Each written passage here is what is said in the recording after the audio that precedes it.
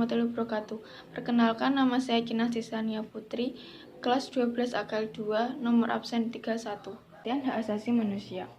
Hak asasi manusia adalah hak yang dibawa sejak lahir secara kodrati, melekat pada setiap manusia, dan tidak dapat diganggu-gugat atau bersifat mutlak. Tertulis juga dalam UU Nomor 39 Tahun 1999, hak asasi manusia adalah setiap perbuatan seseorang atau sekelompok orang termasuk aparat negara, baik disengaja maupun tidak disengaja, atau kelalaian, membatasi dan atau mencabut hak asasi manusia seseorang atau kelompok orang yang dijamin oleh undang-undang ini dan tidak mendapatkan atau dikhawatirkan tidak akan memperoleh penyelesaian hukum yang adil dan benar. HAM adalah sesuatu yang seharusnya dilindungi, dijaga, dan dijunjung tinggi oleh setiap manusia dengan negara sebagai penjaminnya. Jenis pelanggaran HAM. Berdasarkan sifatnya, pelanggaran HAM dapat dibedakan menjadi dua, yaitu 1. Pelanggaran HAM biasa, 2. Pelanggaran HAM berat. Pelanggaran HAM biasa adalah kasus pelanggaran HAM yang ringan dan tidak sampai mengancam keselamatan jiwa orang. Namun, ini tetap saja termasuk dalam kategori berbahaya apabila terjadi dalam jangka waktu yang sama. Beberapa contoh pelanggaran HAM dalam pencemaran lingkungan, secara sengaja, penggunaan bahan berbahaya pada makanan disengaja, dan lain-lain. 2. Pelanggaran HAM berat.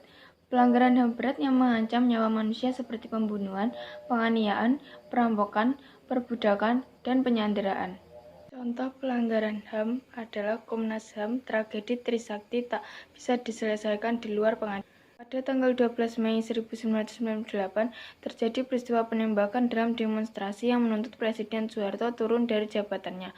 Dalam penembakan tersebut, 4 orang mahasiswa Universitas Trisakti tewas. Mereka adalah Elang Luhur Lesmana, Heri Hertanto, Hafidin Royan, dan Hendrawan Sei. Mengutip laporan Komisi Orang Hilang dan Korban Kekerasan, 4 mahasiswa tewas tertembak saat berada di dalam kampus Trisakti itu merenggang nyawa akibat terkena peluru tajam. Di tubuh mereka, peluru tajam ditemukan bersarang di tempat-tempat vital seperti kepala, tenggorokan, dan dada. Peristiwa yang tercatat sebagai salah satu kasus pelanggaran HAM di Indonesia tersebut dikenal sebagai tragedi Trisakti. Jakarta, Civitas Akademi Universitas Trisakti turut menggelar aksi damai di dalam kampus pada 12 Mei 1998. Sejak pagi, aksi yang diisi mimbar bebas dan panggung orasi di peralatan parkir depan gedung Syahrid Thayyib itu melibatkan ribuan mahasiswa serta dosen.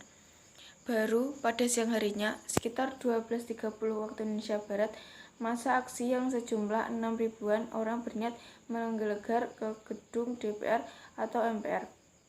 Mereka ingin bergabung bersama masa aksi di kampus lain yang sudah lebih dahulu berada di kompleks parlemen.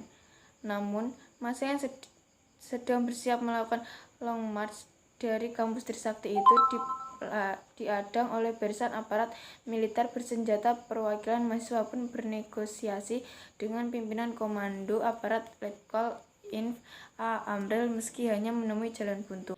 Demikian yang dapat saya sampaikan. Terima kasih. Wassalamualaikum warahmatullahi wabarakatuh.